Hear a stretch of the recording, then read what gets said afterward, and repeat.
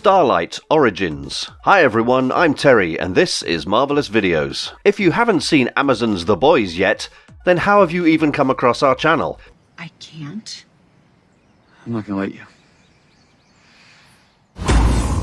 Garth Ennis and Derek Robertson spent well over half a decade breathing life into what has to be the most visceral deconstruction of superhero and celebrity culture of all time with their Supe-centric comic book series. In their story, the heroes weren't exactly the good guys. In fact, it was the exact opposite. All Supes are nothing but a bunch of self-serving, narcissistic, borderline maniacs, whose actions should be qualified as acts of terrorism from an objective POV. Except Starlight.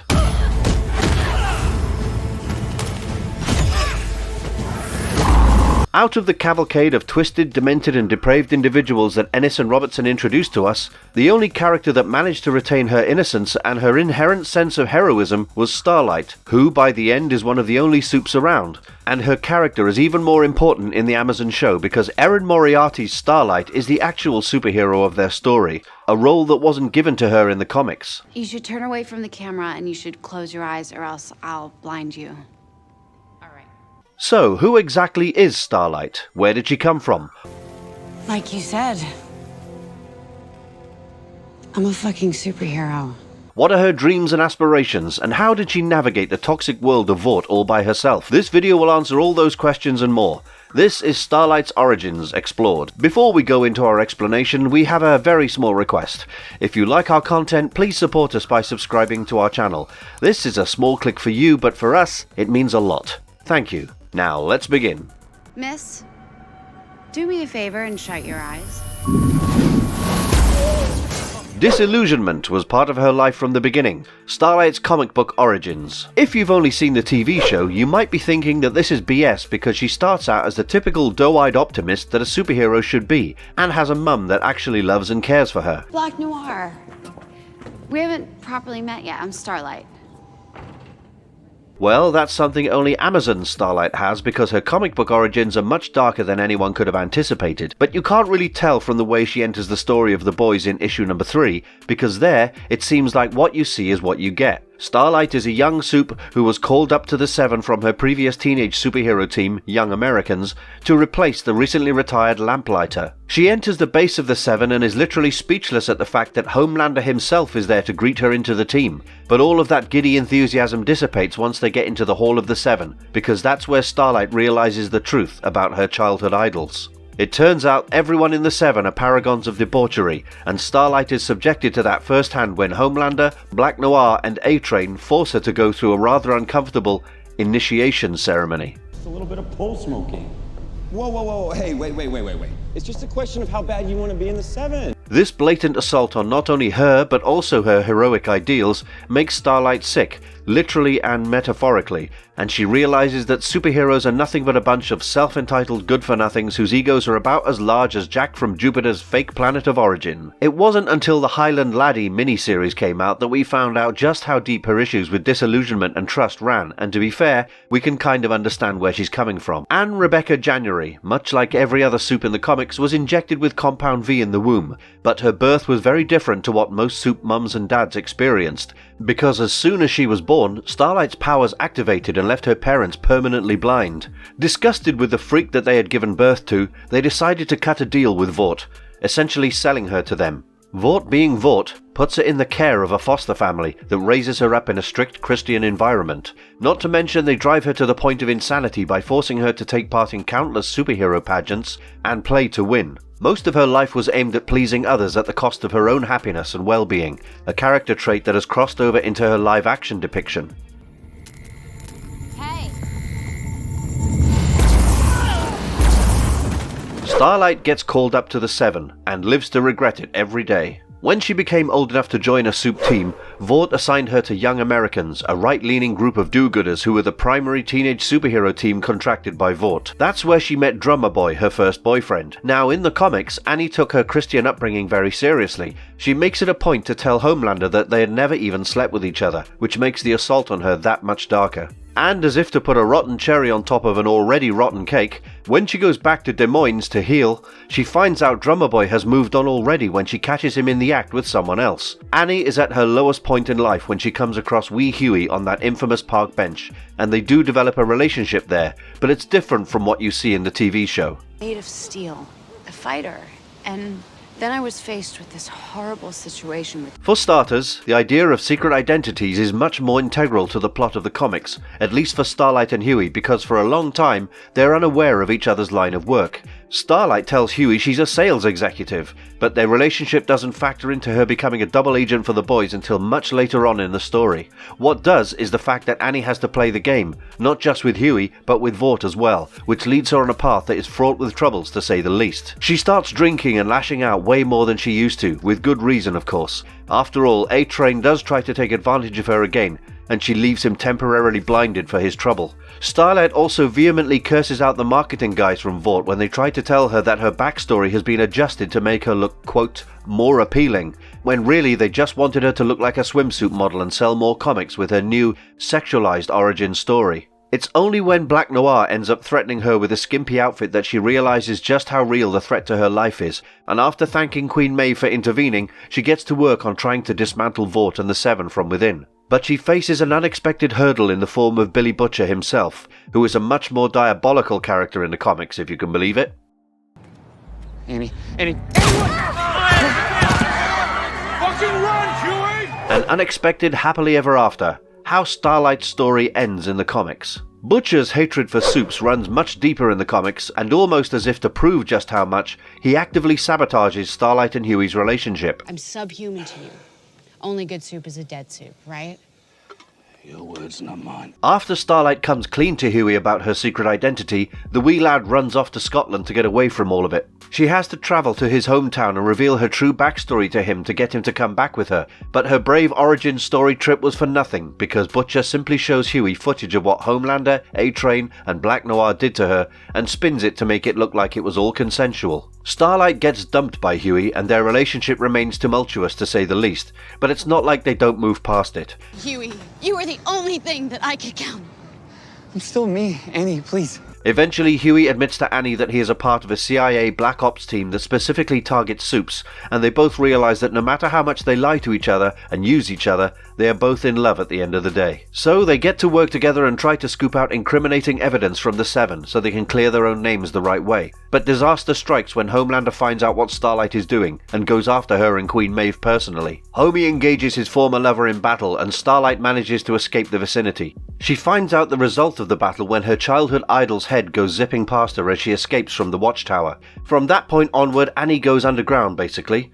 She's not involved in the soup coup, as we like to call it, witnessing it from the sidelines and ends up leaving town after it, disgusted with her own community and Huey as well, for the monster that he had chosen to become. It wasn't until the end of the story when Huey realizes what Butcher's true plans have always been that he is able to keep aside his resentment for Starlight being a soup, and finally embrace his love for her with no inhibitions. The couple end up getting married and have children too, decades after wee Huey puts down the very man who got him started on his own path of vengeance.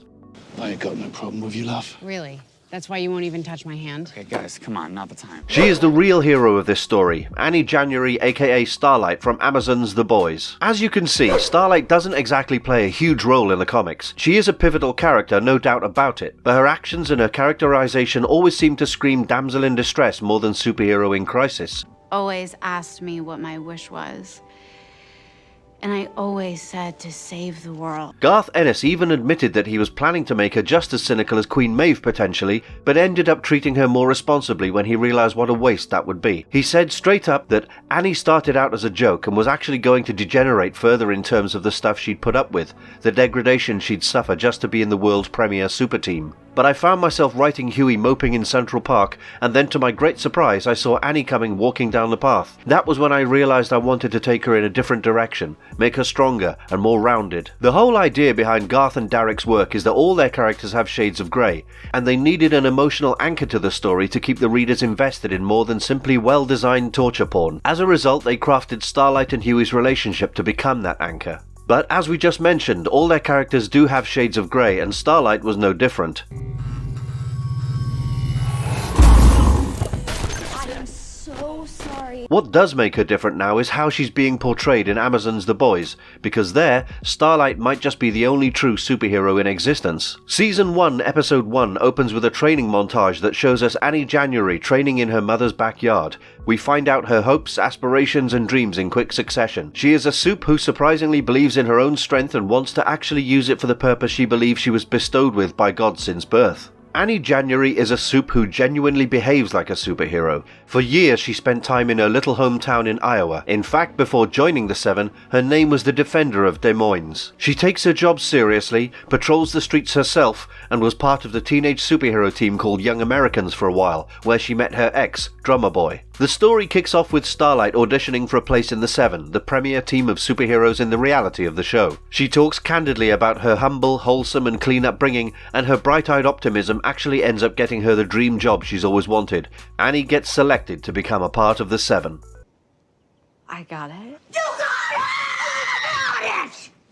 She enters Vought Tower with her mum and is stunned by the bright lights that greet her. Her handler, Ashley, even tells her that all the people present at the inauguration were there for her, but she'd quickly realise that and everything else about Vought was nothing but a steaming pile of horse crap. When Annie gets to the 99th floor of Vought Tower, where the Seven reside and operate out of, she is greeted by the Deep. If you want to know the truth, I actually had a poster of you. She's giddy with excitement at first, and even admits to having a small crush on him as a teen, but she's horrified when she turns around to see his, let's just say, eel, out in the breeze. Annie tries to leave, and when she feels threatened by him, she even charges up her powers, but Deep manipulates her into giving him a bit of relief, as it were, by saying that her membership in the Seven depended on it.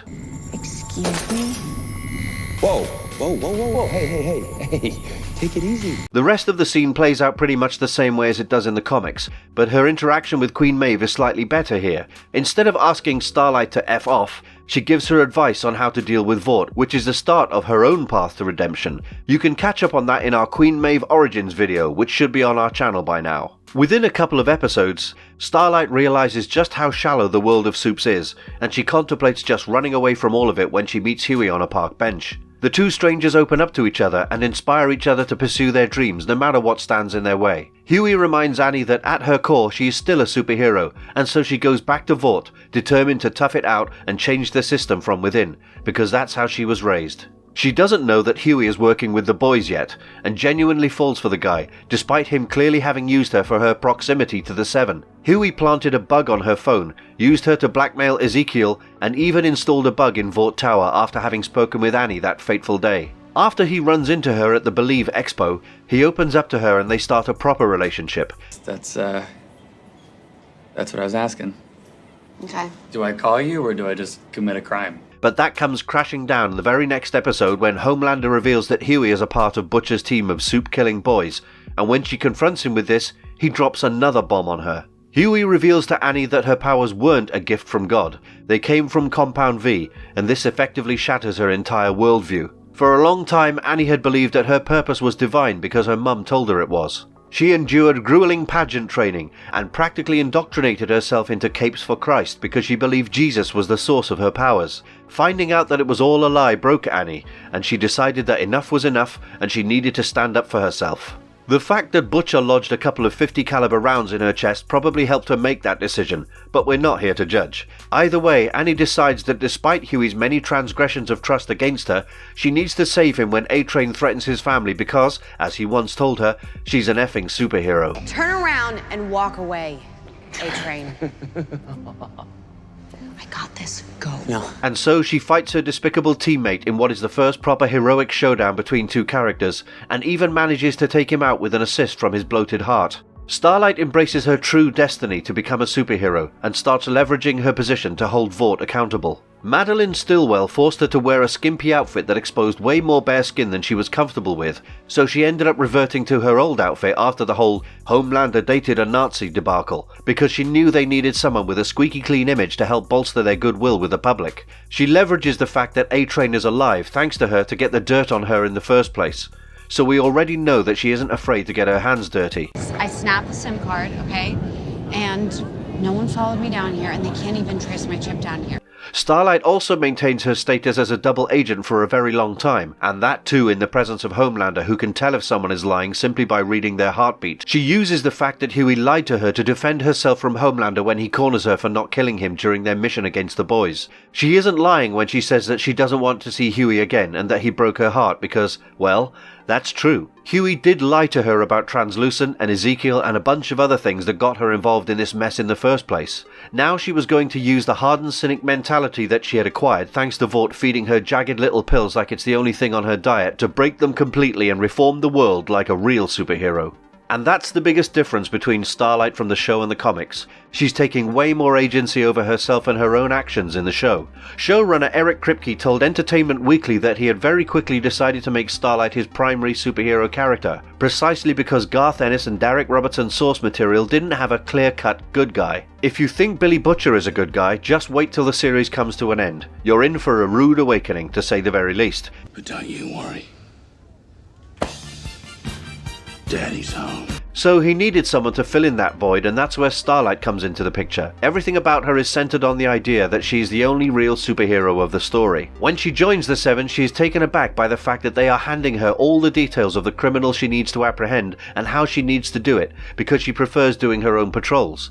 Thanks, but I'm good. I like to do my own investigating. And that is why we love you. She fights A-Train and Black Noir because she knows where their allegiances lie, and she's looking at the bigger picture in that moment, though saying that she fought Noir isn't technically right, but you get our point. Her off-the-script speech at Believe is well received by the general public, and she even gets the Deep kicked off the team after gaining enough political power to make such a play. Starlight's theme in the series is bringing reform through recourse, and saving the Supe community by showing them what a real hero should be, and she's tested a lot in her quest, both internally and externally. Apart from the numerous fights that she gets into with Supes much stronger than her, Annie is also divided by the person she was becoming. When she realizes that Huey had lied to her about everything, she gets drunk at a Vought party and almost hooks up with someone before Queen Maeve steps in and asks her not to lose herself to their corporate BS. When Huey gets impaled in the attack on Sage Grove, Annie has to contend with the fact that she attacked a civilian and went overboard with her discharge, potentially killing the guy. Stay back. I said,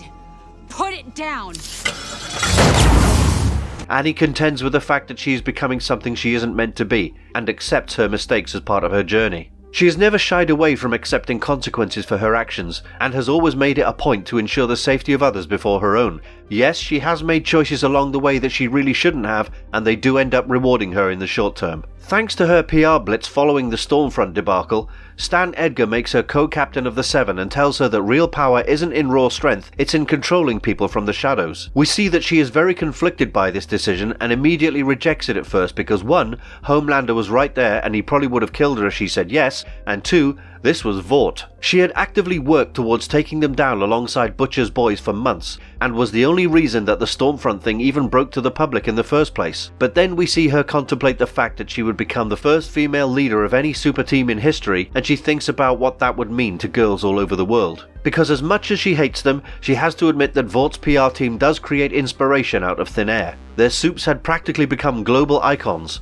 and Starlight could use her platform to make some real changes to the way things functioned if she accepted the position. And so she did, thinking that being co-captain with Edgar's backing practically made her immune, but she didn't count on the fact that Homelander had finally lost his marbles and was staging an imminent usurpation. At first, she thinks everything is fine. It's time we let the world know. Starlight and I are in love. Even when Homelander randomly springs a whole relationship thing on her in the middle of filming for a reality TV show, she doubles down on using her platform for good and plays into it, thinking that being co-captain gave her a level playing ground with him and she needed to show him that. All that caution and guilt would evaporate into pure desperation when Homelander would take her to the site of Supersonic's dead body and threaten to do the same to Huey if she didn't comply. There will be no more plotting, planning, playing around. That is over. Okay? You see, Starlight got ahead of herself and spilled the beans on her plans to her ex, who signed up to help her out because he recognized how dominoes work. But then, he tried to get A-Train in on the thing without knowing his past with Annie. For that, he got his skull caved in one of the gorier death scenes from the TV show. This proved to Annie beyond any shadow of a doubt that she was marked for death either way, and she decided to embrace the only person she could believe in, herself. What are you doing?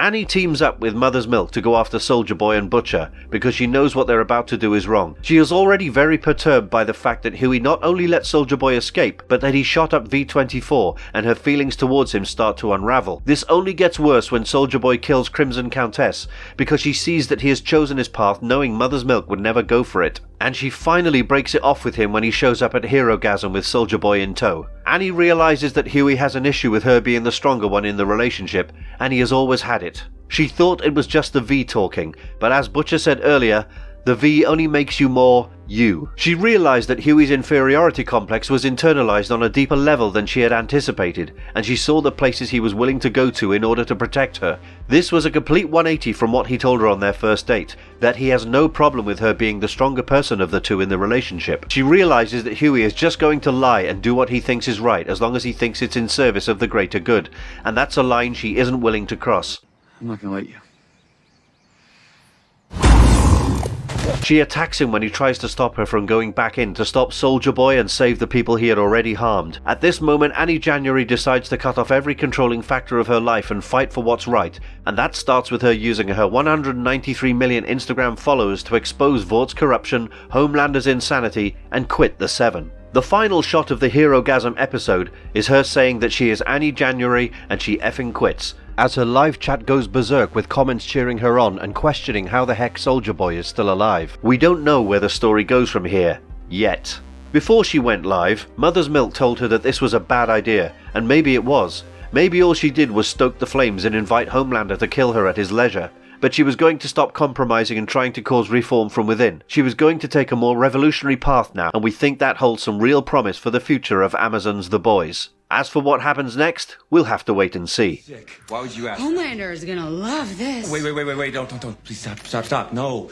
How powerful is Starlight? Starlight is one of the stronger Supes from the TV show. In the book, it's made clear that her induction into the Seven is temporary. Jack from Jupiter basically says as much to A-Train. Starlight was only given a spot on the Seven because they needed a plaything, and that is something we don't need to go over again. Well, that and the fact that Lamplighter was retired, but it wasn't like there was something special about her. She could fly, but so could Homelander and Queen Maeve. Starlight's powers don't even make that much of an appearance in the comics, but that doesn't mean she isn't powerful. From her training montage in the first episode of the series, we can see she possesses superhuman strength, being able to lift cars for weight training, and punching craters into her mum's brick walls like it was nothing. Starlight also possesses inhuman physical endurance, as she is able to withstand Black Noir putting her through a wall and slamming her head on a table as hard as possible multiple times in a row.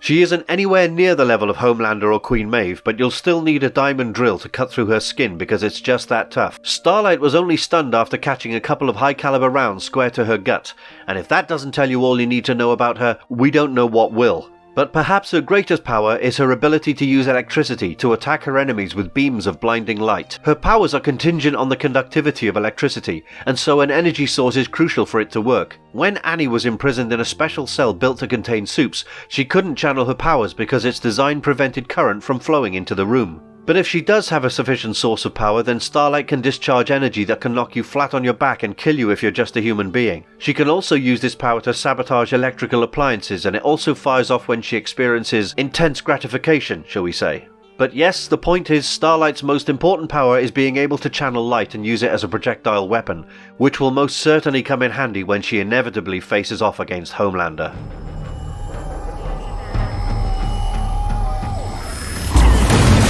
Marvelous verdict. Starlight is an example of a character that isn't given a huge role in the source material, but becomes much more endearing and likable through the portrayal of her character in the live-action adaptation. It's kind of how Mr. Zsasz is the breakout comedy character of Gotham, even though his comic book counterpart is just a deranged serial killer. Eric Kripke and co have done a great job of highlighting Starlight as being the true hero of The Boys, while staying true to Garth Ennis and Derek Robertson's Everyone is Grey character template as best as possible. Starlight isn't always prim, proper and perfect. She plays a dirty game against a house that always wins, but she does it anyway because she has bigger ideas for the world at large. And now that she has stopped compromising on her own ideals and quit Vought in the TV show, we think she'll really come into her own as the only real superhero of this universe. Starlight's story isn't finished yet, but we can tell you one thing already before it even comes to an end. She's going to be the inspiration of the people in the universe of Amazon's The Boys through her actions alone, and if that isn't what superheroes should be, then what is really? If you liked our content, don't forget to leave a like and subscribe to us if you haven't already. Have a good one and be safe. Thanks for watching, and see you next time. My name is Annie January, and I fucking quit.